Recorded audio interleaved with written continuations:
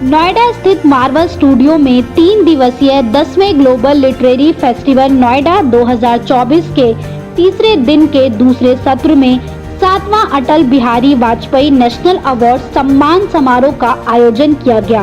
द्वीप प्रज्वलन और गणेश वंदना के साथ कार्यक्रम की शुरुआत की गई।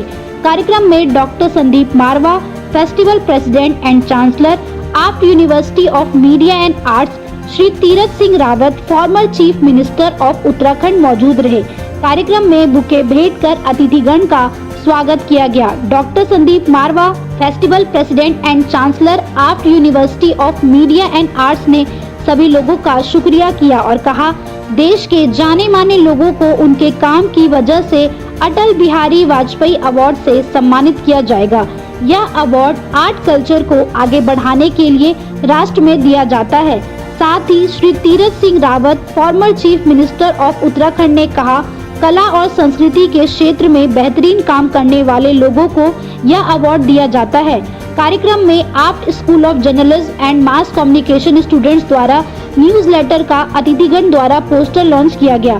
बता दें कि कला और संस्कृति को बढ़ावा देने के लिए देश में बेहतरीन काम करने वाले लोगों को 7वां अटल बिहारी वाजपेयी नेशनल अवार्ड दिया गया, जिसमें पद्मश्री रीता गांगुली, एक निपुण नर्तकी, संगीतकार और गायिका, पंडित राम कुमार मिश्रा, प्रसिद्ध तबला वादक, प्रोफेसर डॉक्टर अरविंद आलोक, चेयरमैन BMDC, डॉक्टर मुस्तफा रजा, विचित्र वीणा वादक, डॉक्टर भूपेश चंद्र लिटिल, प्रसिद्ध फोटोग्राफर, प्रोफेसर पूरन चंद टंडन, लेखक हिंदी, तपन दास, प्रसिद्ध painter, Karunesh Sharma, senior anchor and YouTuber जैसे देश के लोकप्रिय और प्रमुख लोगों को पुरस्कार देकर सम्मानित किया गया। साथ ही सभी पुरस्कार विजेताओं ने बेहद गरिमामय तरीके से अपने मन की बात कही। कार्यक्रम में उपस्थित अतिथिगण को डॉक्टर संदीप मारवा द्वारा फेस्टिवल मोमेंटो देकर सम्मानित किया गया। साथ ही कार्यक्रम के समापन में सुशील भारती, फेस्टिवल डायरेक्टर द्वारा सभी अतिथिगण और स्टूडेंट्स का धन्यवाद ज्ञापन किया गया। आज मारवा स्टूडियो में माननीय संदीप मारवा जी, जो इसके डायरेक्टर हैं, संचालक हैं, उनके द्वारा 10वां ग्लोबल SITT और फाउंडेशन के द्वारा अटल बिहारी वाजपेयी जी के नाम पर अवार्ड दिया गया है। साहित्यकारों को, कलाकारों को और लेखक और विभिन्न क्षेत्र में जिन लोगों ने अच्छा काम अपना प्रस्तुत किया है, ऐसों को जो चुना, तो एक बड़ा सराहनीय काम।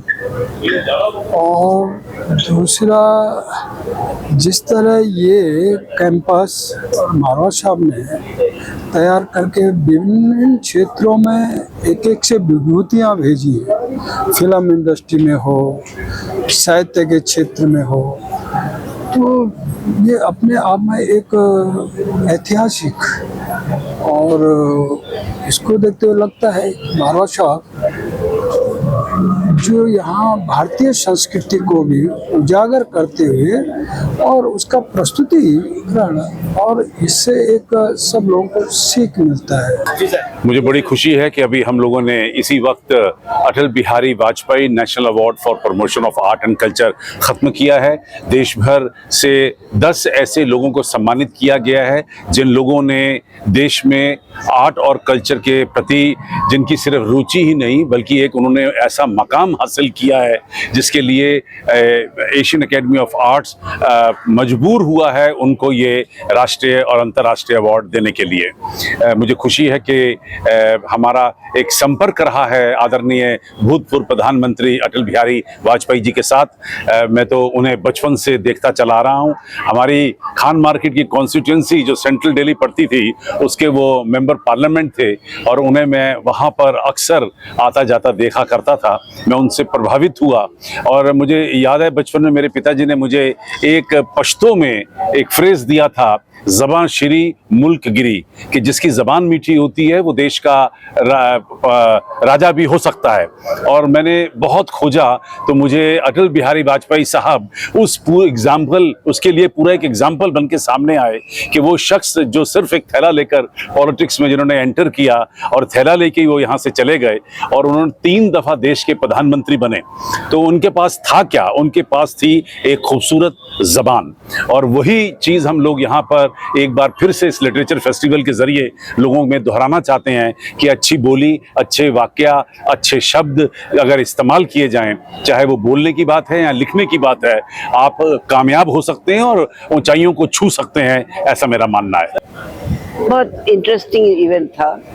संदीप जी ये शुरू जब कर रहे थे तभी से मैं जुड़ी हुई हूँ, क्योंकि I have been teaching in the National School of Drama, पिछले 50 साल से सिखा रही हूँ।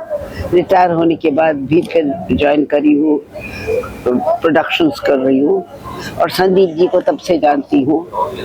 बहुत अद्भुत काम है उनका, थोड़ी सी शुरू किया था और इतना बड़ा हो गया और इतने टैलेंटेड स्टूडेंट्स को उन्होंने बांध रखा है स्टडी में, ये बहुत बड़ी बात है। बच्चों का मनोबल देख के कैसे लगा मैम आपको? बच्चों का बहुत अच्छा। हालांकि मैं रिसेंटली उनसे रिएक्ट नहीं करी हूँ, लेकिन पहले मैं बहुत साल पहले मैं पढ़ाने आती थी, क्योंकि head of the department, I was head of the department of acting at the National School of drama.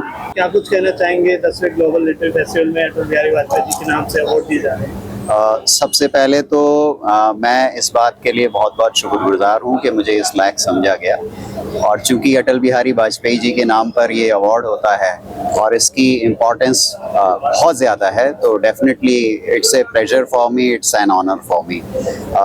बहुत ही अच्छा लगा ऐसे सुधी लोगों के बीच में खड़े होना और एक अवार्ड पाना अपने आप में एक गर्व की बात होती है। संदीप सर के लिए क्या कुछ कहना चाहिए? संदीप सर ऑब्वियसली बहुत ज़्यादा डेडिकेटेड हैं और बहुत ही बड़े एंटरप्रेन्योर हैं। उन्होंने जिस तरह से लोगों को यहाँ पर एक साथ लेकर के इतना बड़ा आयोजन किया और इतने ज़्यादा हायर लेवल पे स्टडीज़ जो चला रहे हैं, वो एक बहुत ही इम्पोर्टेंट बात है, बहुत ही बड़ी बात है।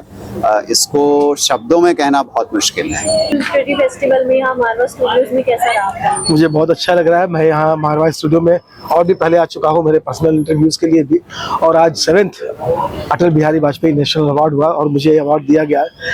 जब एक कलाकार को उसके सारे जीवन के काम के लिए इस तरह का सम्मान मिलता है तो 2 बातें होती हैं।